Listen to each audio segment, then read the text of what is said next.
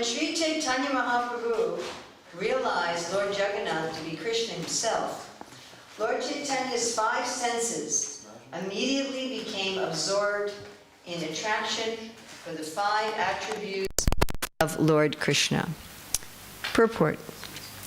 Sri Krishna's beauty attracted the eyes of Lord Chaitanya Mahaprabhu. Krishna's singing and the vibration of his flute attracted the Lord's ears. The transcendental fragrance of Krishna's lotus feet attracted his nostrils. Krishna's transcendental sweetness attracted his tongue, and Krishna's bodily touch attracted the Lord's sensation of touch. Thus, each of Sri Chaitanya Mahaprabhu's five senses was attracted by one of the five attributes of Lord Krishna. Eka bare spure prabhura krishnera panchagune kare panchendriya akarshana. When Sri Chaitanya Mahaprabhu realized Lord Jagannath to be Krishna himself, Lord Chaitanya's five senses immediately became absorbed in attraction for the five attributes of Lord Krishna. And we have akarshana, which is of course very much related to the word Krishna. So what was attracting Lord Chaitanya's eyes? Krishna's beauty. What was attracting Lord Chaitanya's ears? Krishna's singing and flute. What was attracting Lord Chaitanya's smell? The lotus feet. What was attracting his taste? Sweetness. And what was attracting his touch? Lord Chaitanya's body. Generally in this world we want to connect our senses with sense objects, isn't it? So here we see something a little different going on. Okay.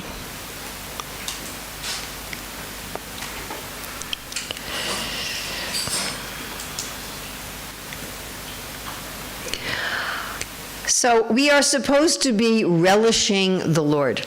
Bhakti yoga is not about stopping enjoyment or stopping desires, but it is about desiring and enjoying in the proper way. Keval Anandakanda. This system is very blissful, it's very enjoyable. So what exactly are we supposed to enjoy? So the Lord reveals his five attributes. The devotee then relishes those five attributes. But this revealing and relishing is not exactly like we are accustomed to in the material body.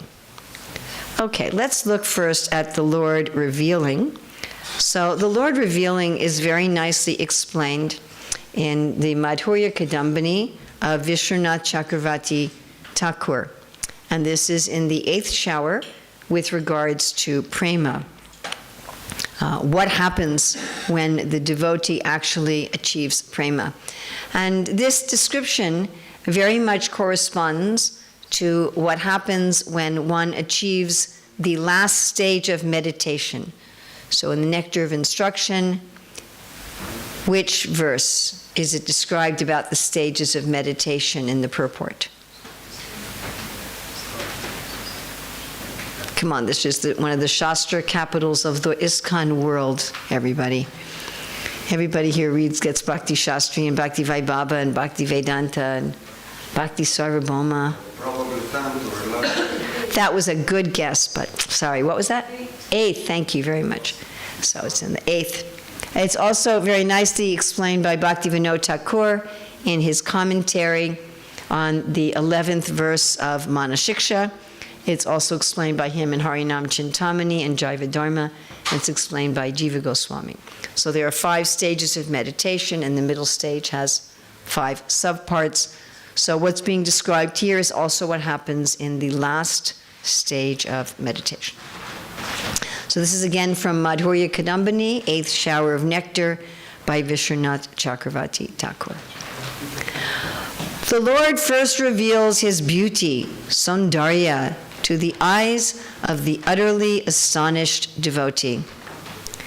The sweetness of his beauty makes all the senses and the mind become like eyes to see the Lord. So all the senses and the mind become like eyes. Just like we read that Krishna eats food by looking at it, correct? Yes? So in our spiritual body, we can also do that. Did you know that? In our spiritual bodies, our senses are also interchangeable. You know that some people in this material body, even now on the earth, have something called synesthesia. Have you ever heard of this? It's a particular medical condition, but the people who have it like it.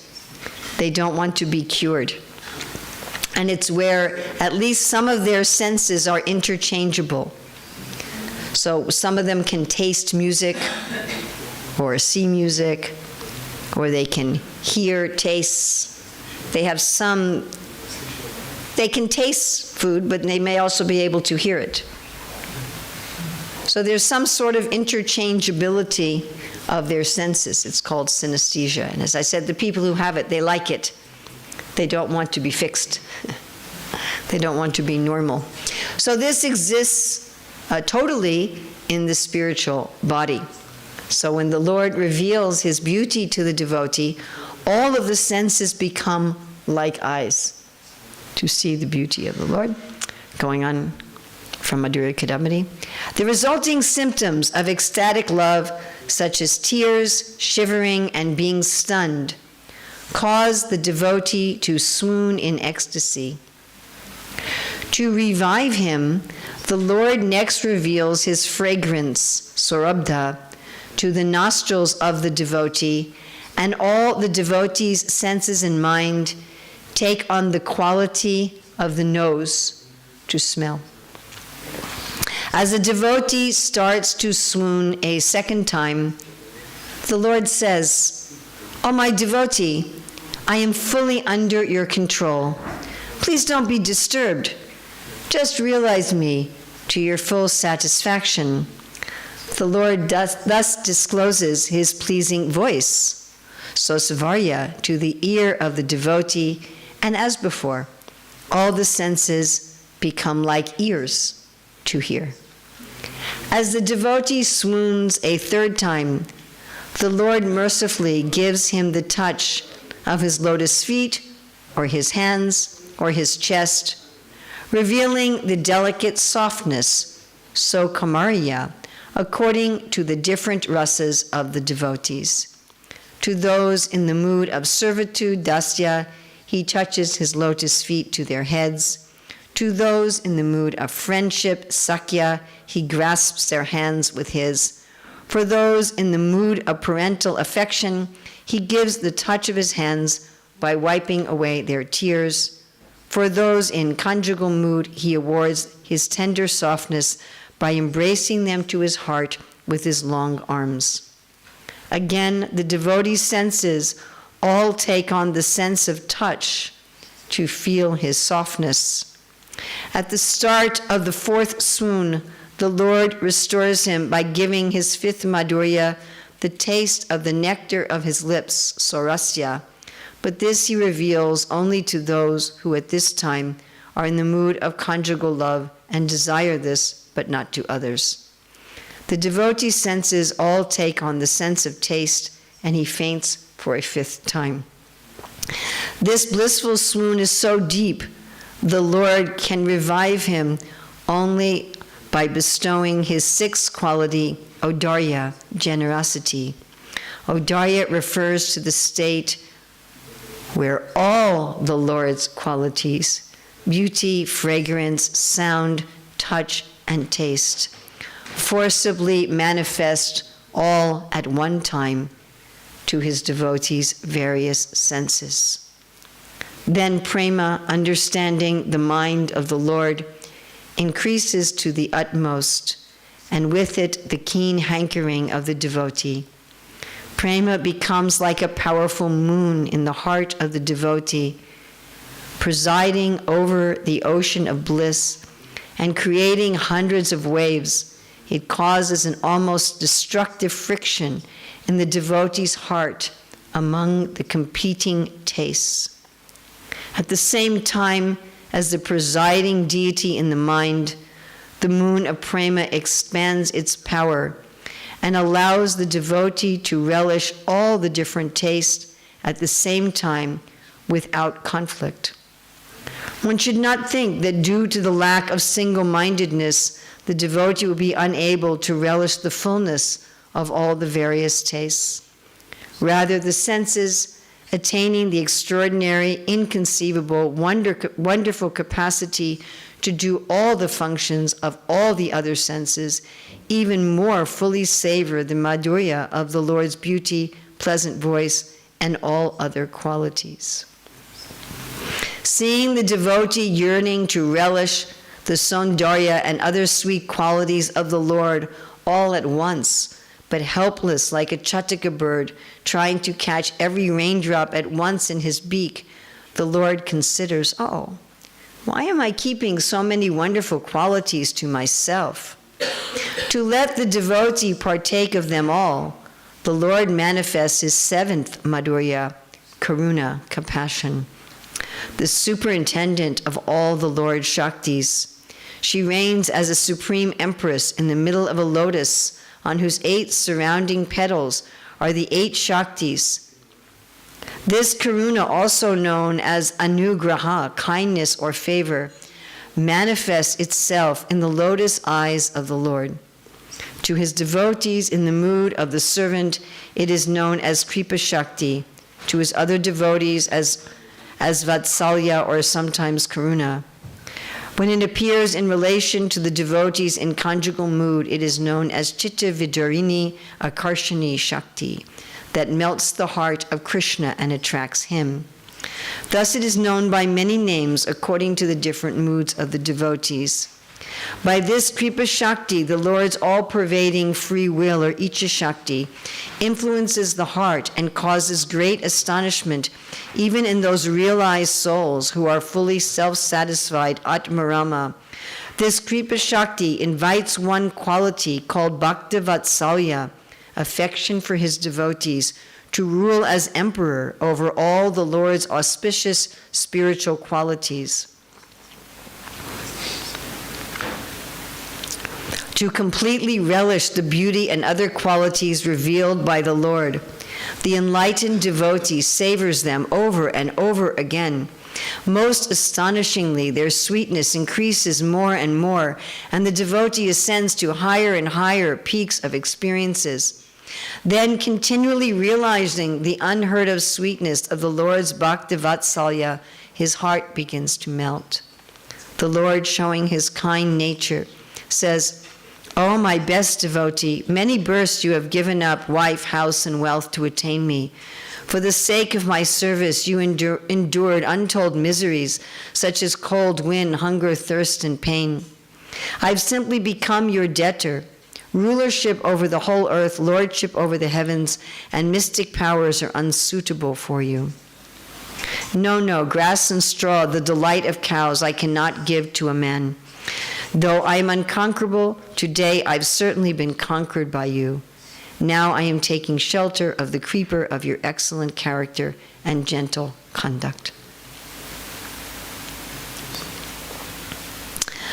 So Vishwanath Chakravarti Thakur writes, that was also by Vishwanath Chakravarti Thakur, in his commentary on the Chatur Shlok in the Bhagavatam, which is 2.9.35, which is also given in the Adi Lila 156. So in Vishwanath Chakravarti's purport, this is where we should read the English at least of this verse. This is, O Brahma, please know that the universal elements enter into the cosmos and at the same time do not enter into the cosmos.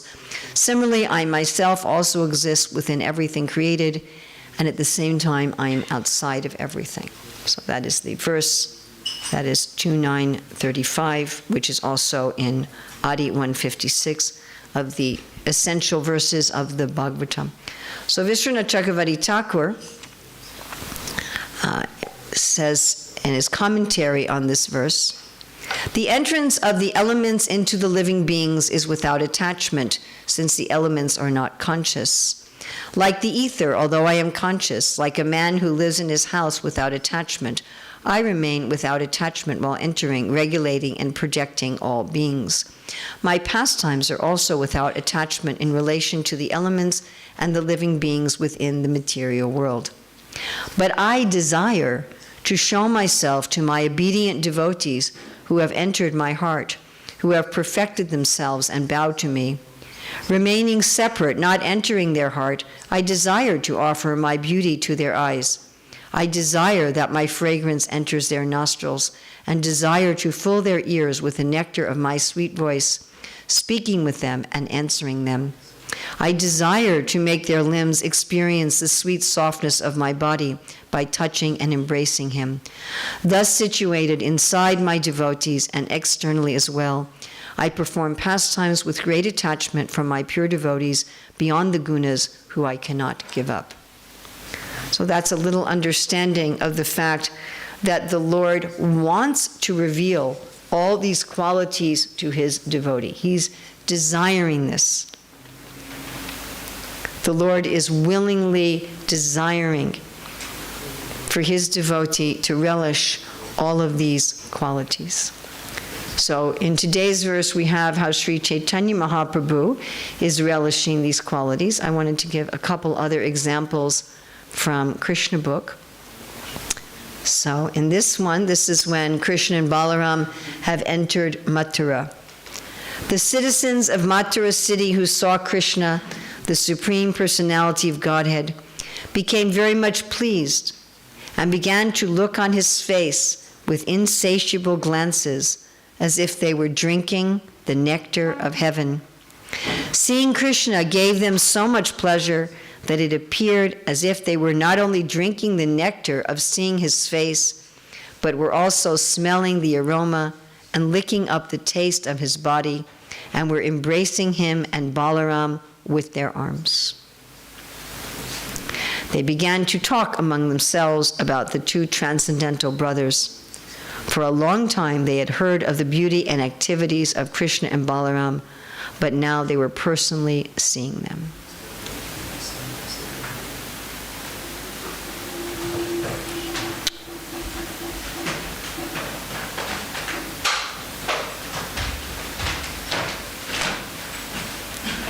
Okay, and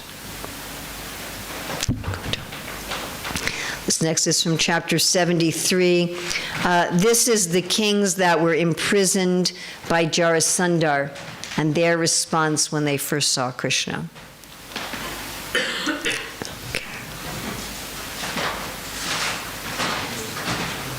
So it describes the form of the Lord. Then after so much distress, when the kings and princes saw Lord Krishna with his beautiful transcendental features, they looked upon him to their heart's content, as if drinking nectar through their eyes, licking his body with their tongues, smelling the aroma of his body with their noses, and embracing him with their arms.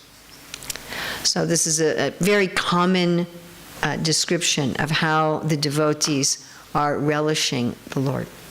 So we find here the Lord is giving himself all his qualities, his beauty, his fragrance, his sweetness, sweet taste, his touch, the sound of his voice, his love to the devotee, and he wants to give that to the devotee. And the devotees, in turn, they are relishing the Lord with each of their senses, so much so that all of their senses are relishing the activities of all of the other senses. So it may seem to us as conditioned souls that this is not so desirable, because we are always told that we are supposed to not be enjoying the gratification of our senses. From the very beginning of our introduction to Krishna consciousness, we are told to give up sense gratification. It's one of Srila Prabhupada's most often used terms, to give up sense gratification.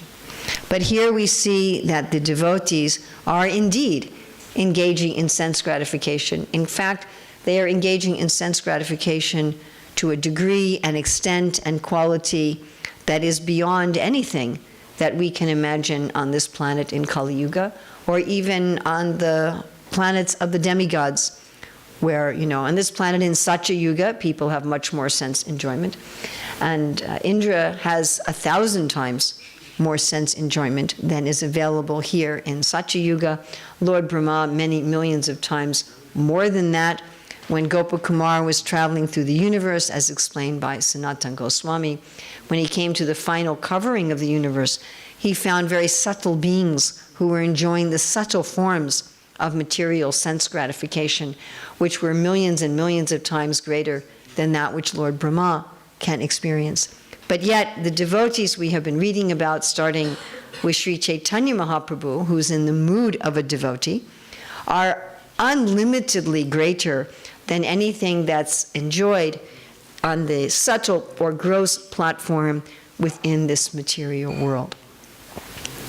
One of the amazing things about Bhakti Yoga is that we don't try to stop attachment or enjoyment, but we try to substitute the real form or to transform our current mistaken attachment and enjoyment to the real attachment and enjoyment. So in the conditioned state, we try to become happy by connecting our senses to their corresponding object.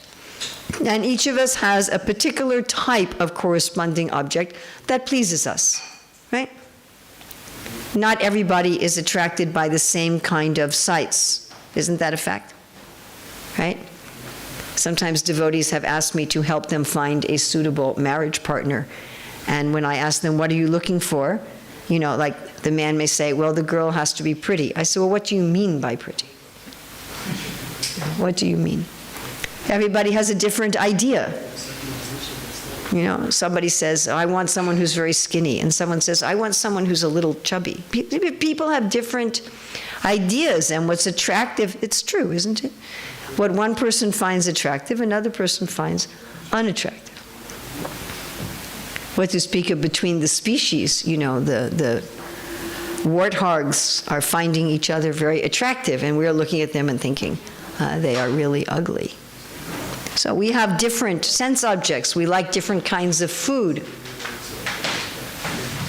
Sometimes, like I don't like whole buckwheat. I don't mind buckwheat flour, but the whole buckwheat, I can't even tolerate the smell.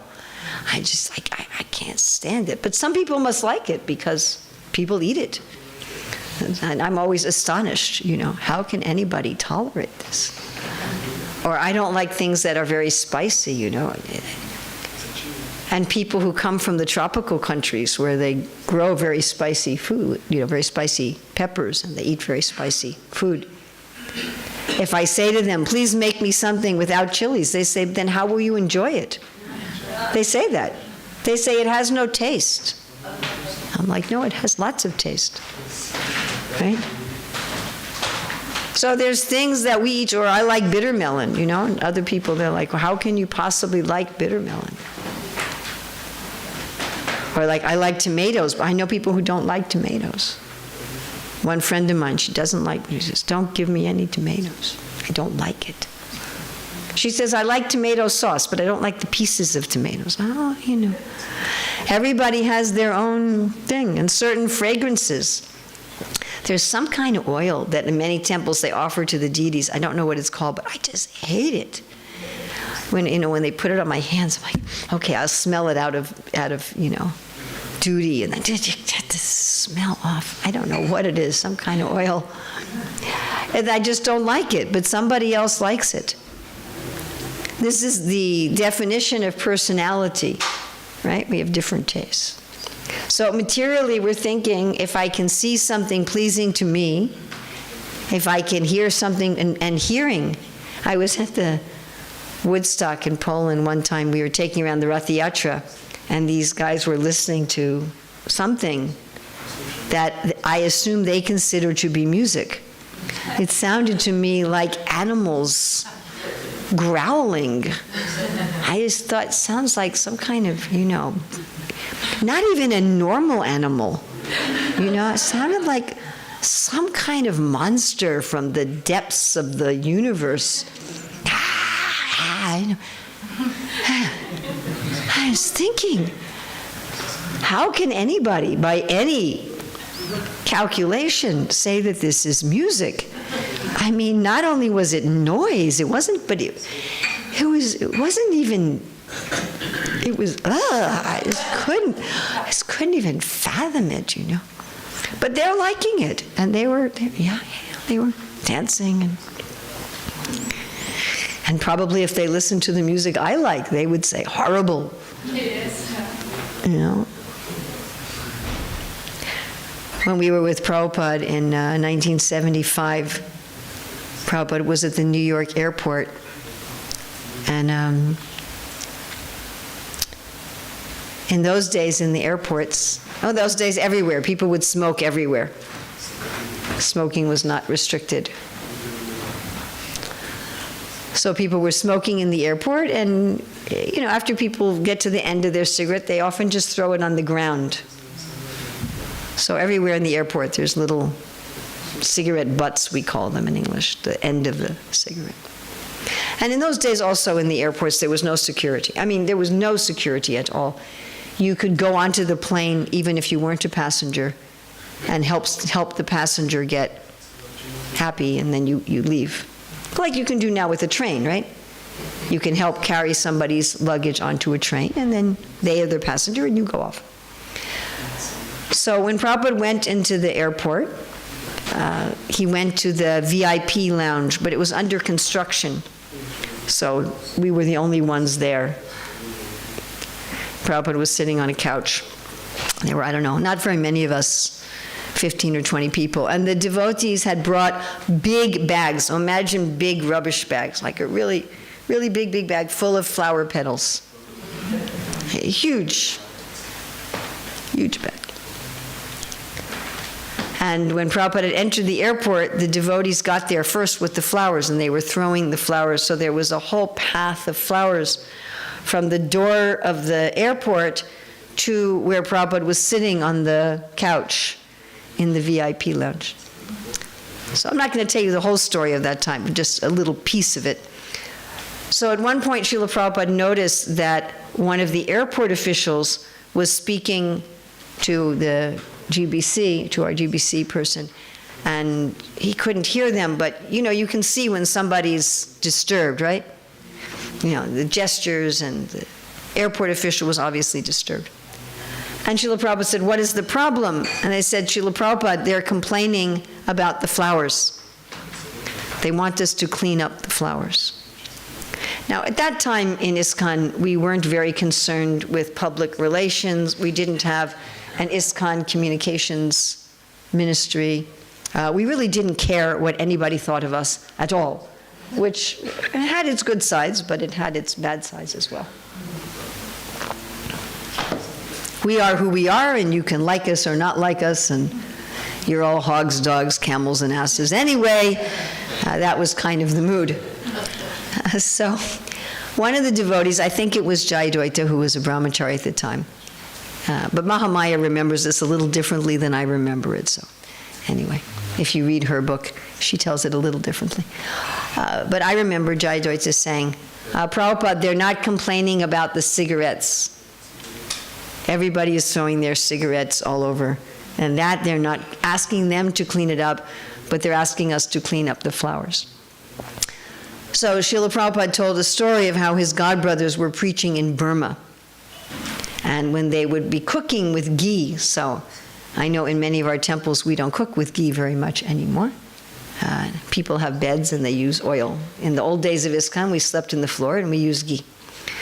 So, but if you're around someplace where people are cooking with ghee, it has a very nice smell, yes? Have you all smelled the smell of people cooking with good, nice ghee?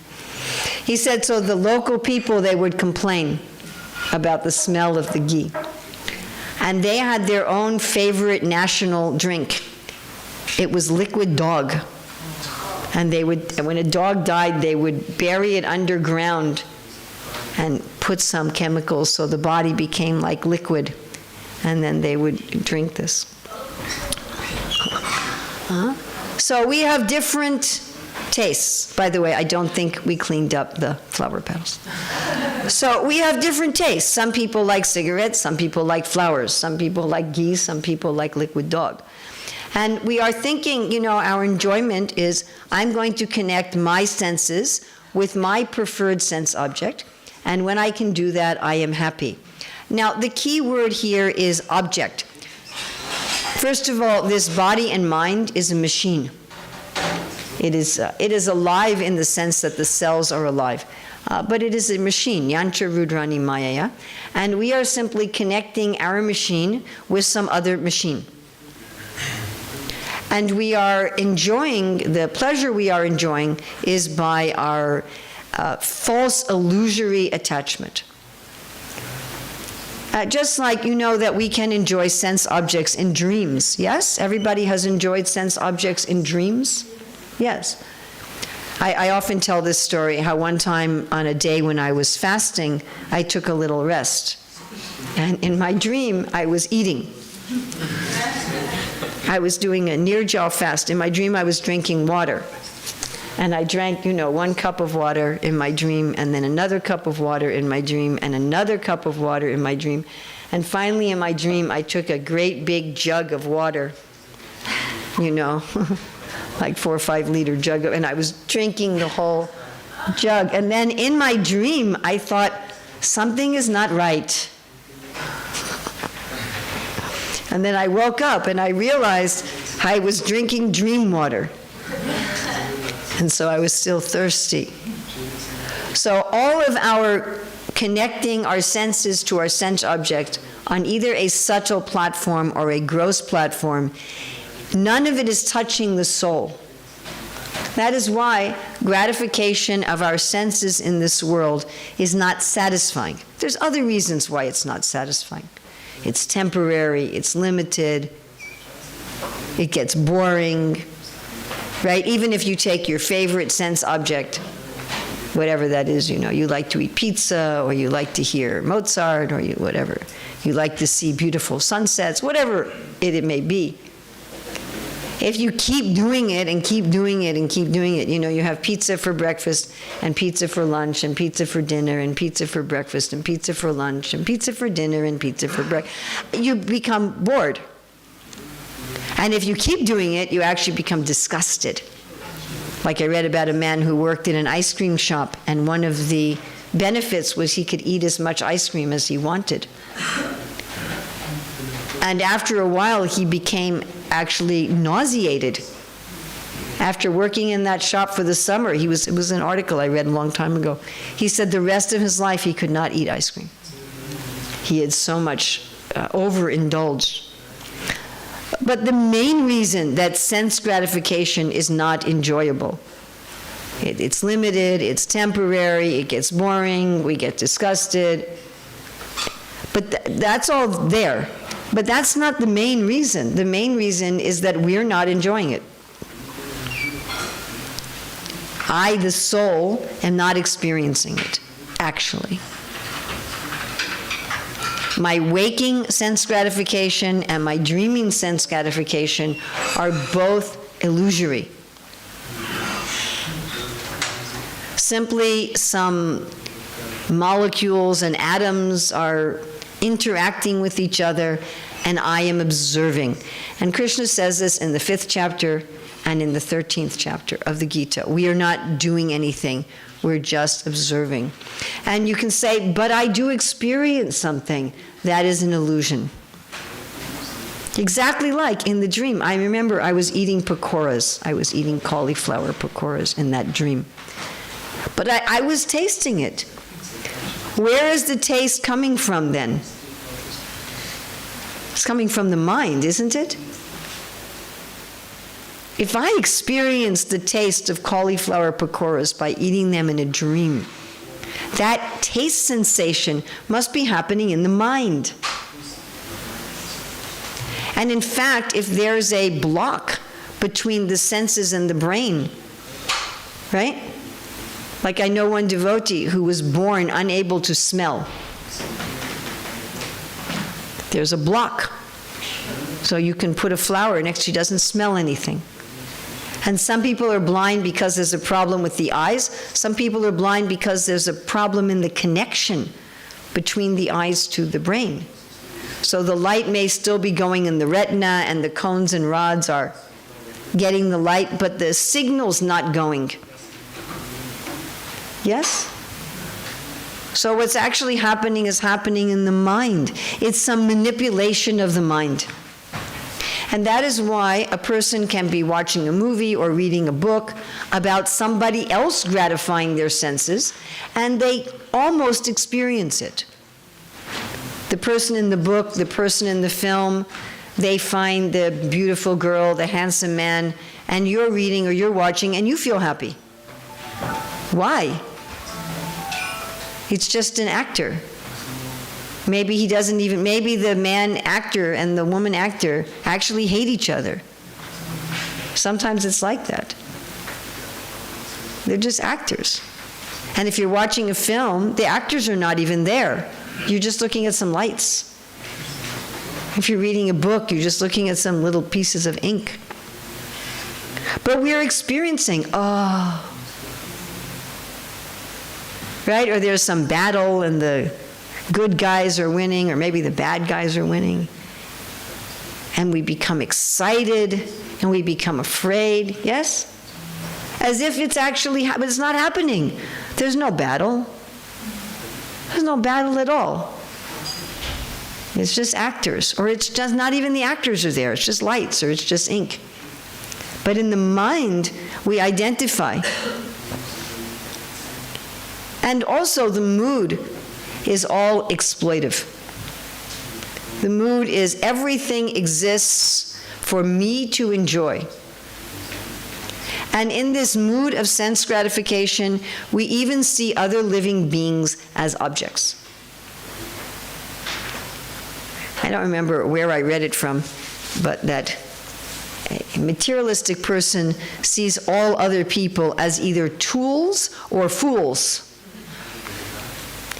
Either you are a means for me to get what I want, or I have no use for you. And this is how we deal with the world. I mean, in extreme forms is something like meat eating. That's very extreme, where somebody sees the animal as just an object. The animal exists for me to eat. The animal doesn't think it exists for me to eat. But I'm seeing them as an object. And we do this, I'm sorry to say, with other people as well. This person is an object. I have some thirst, and this person is like water to quench my thirst. And that is true whether we want to enjoy somebody sexually, whether we want to enjoy somebody's money, whether we want to enjoy the facilities somebody else can give for us by their reputation, by their power. And even as devotees, I'm sorry to say, we often deal with people like this. We think, oh, there's a more advanced devotee, let me suck their Shakti.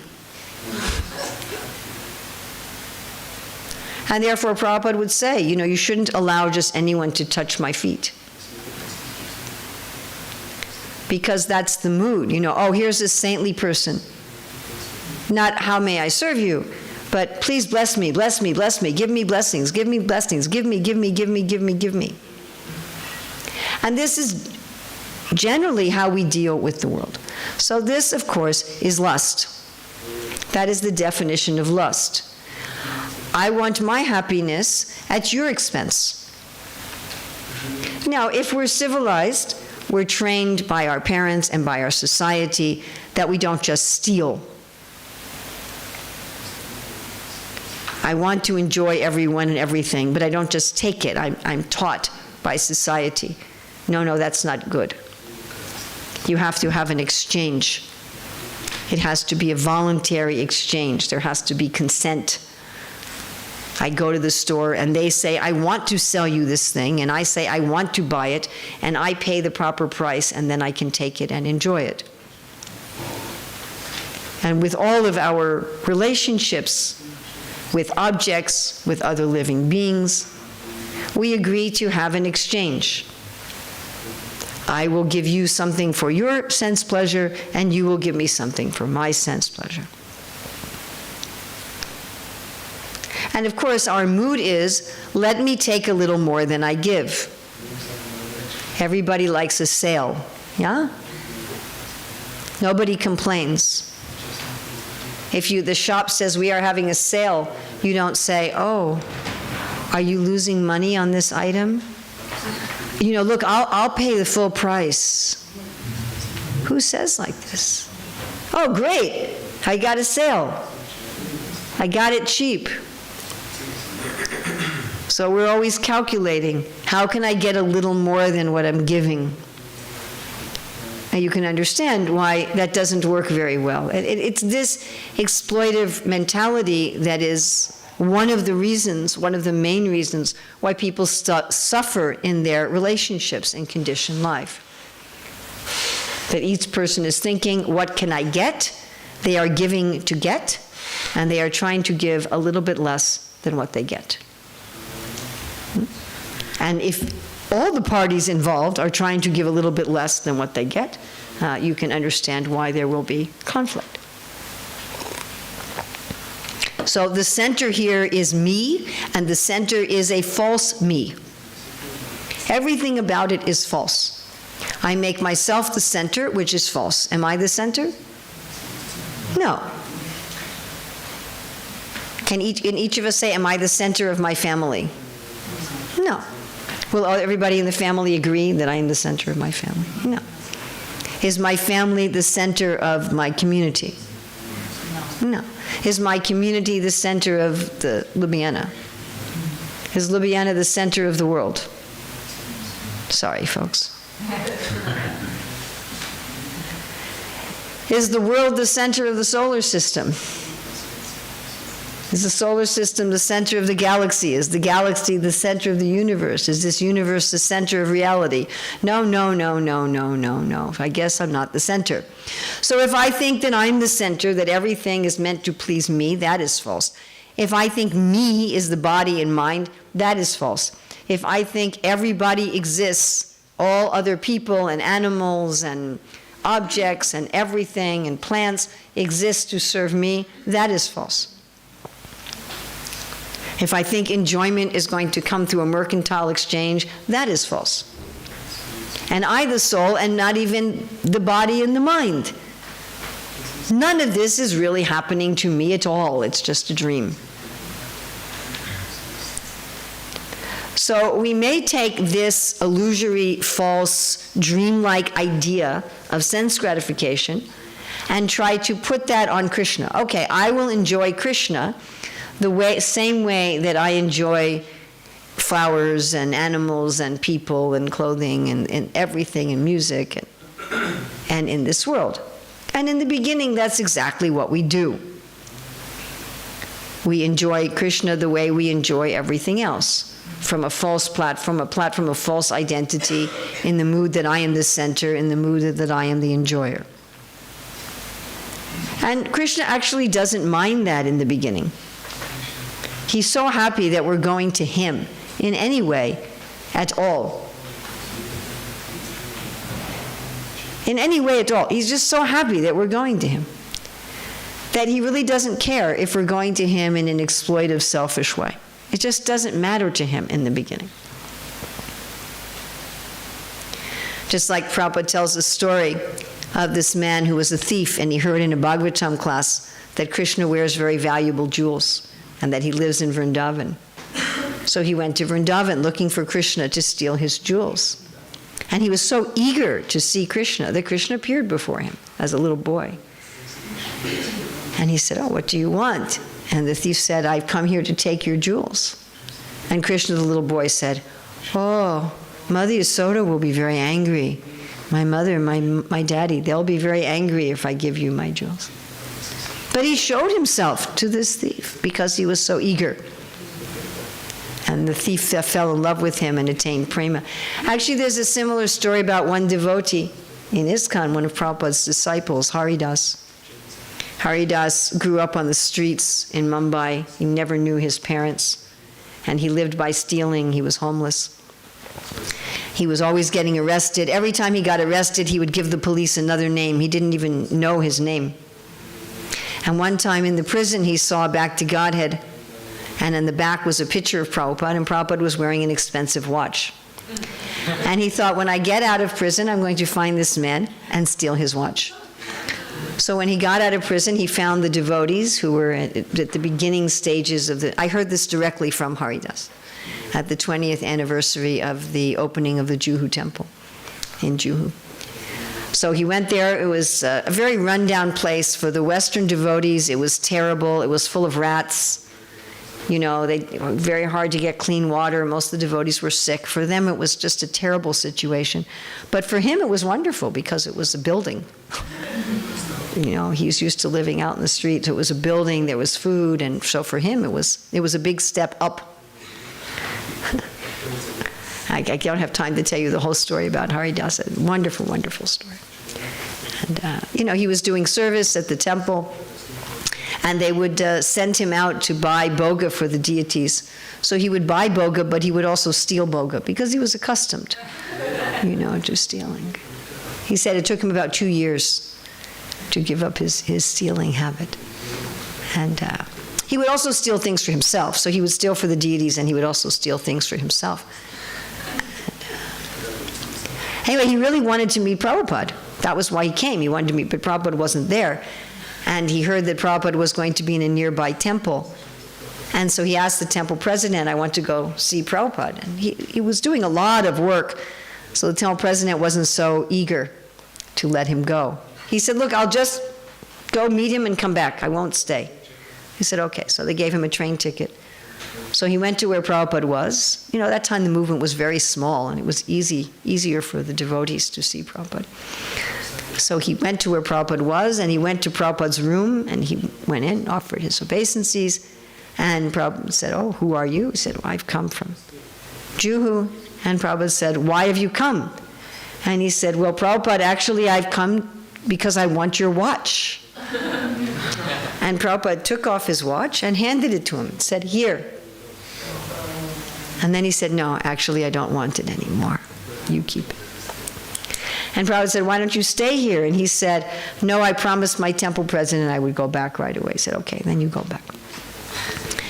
Another time when Prabhupada was visiting, Haridev had stolen some chocolate candy when he was out shopping for the deities, and he had put it in his bead bag, and when he offered obeisances by Prabhupada, it fell out. And Prabhupada said, what is this? And he's looking at it, and he said, we don't eat this. He said, why are you eating this? He said, Prabhupada, I wanted something sweet. Prabhupada said, okay, you come with me. And Prabhupada took him to the kitchen and cooked halva for him. Personally cooked halva for him. So after he was about 2 years a devotee, Prabhupada was initiating devotees, and he was in the kitchen. I mean, there's more, I can't tell you the whole story. Anyway, he was in the kitchen washing the pots. And, you know, when you're washing the big pots, you get covered with black from the pots. So he was really dirty.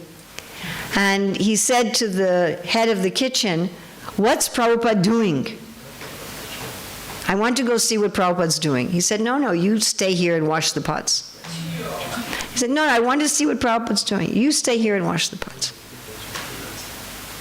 He said, please, just 5 minutes. Can I go see what Prabhupada's doing? All right, 5 minutes, then you have to come back. So he goes in the temple room, and he's all dirty, you know, and he's at the door in the temple room.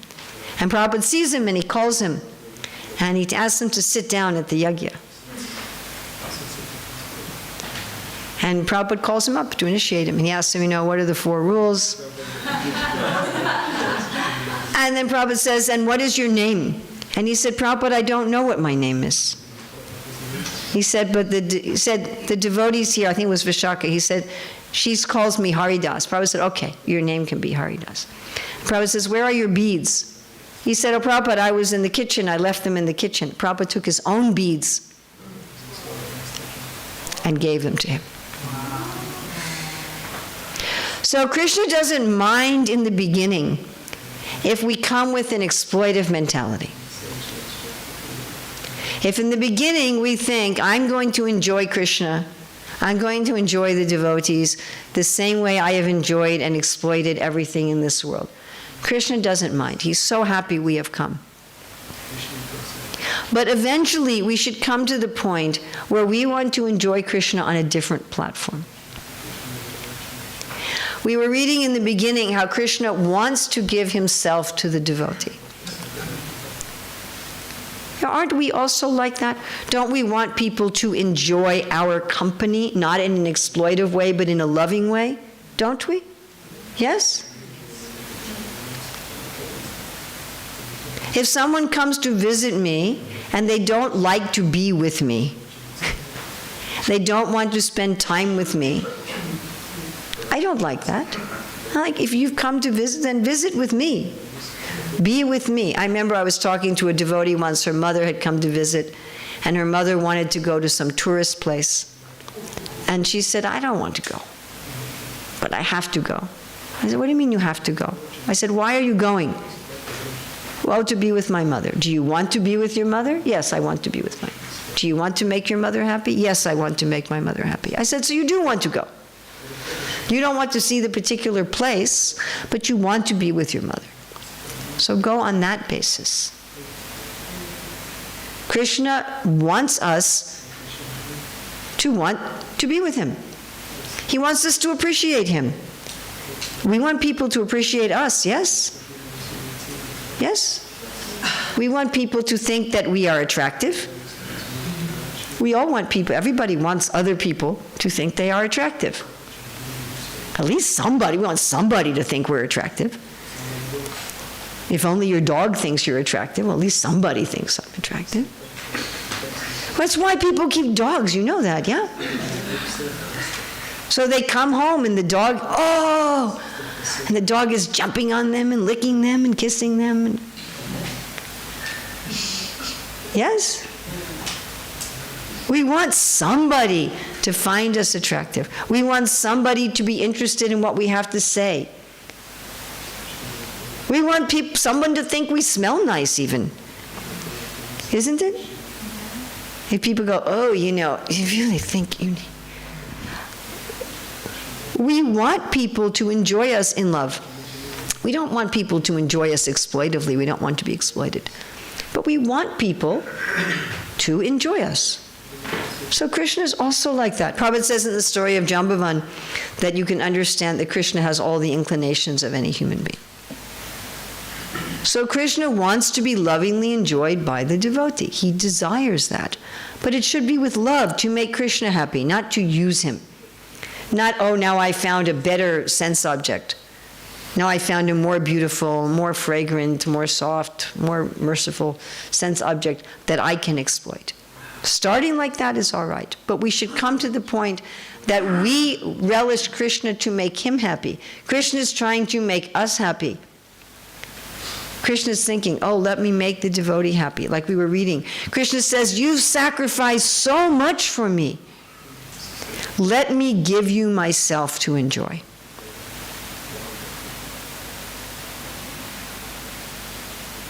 So we need to give ourselves permission to relish Krishna.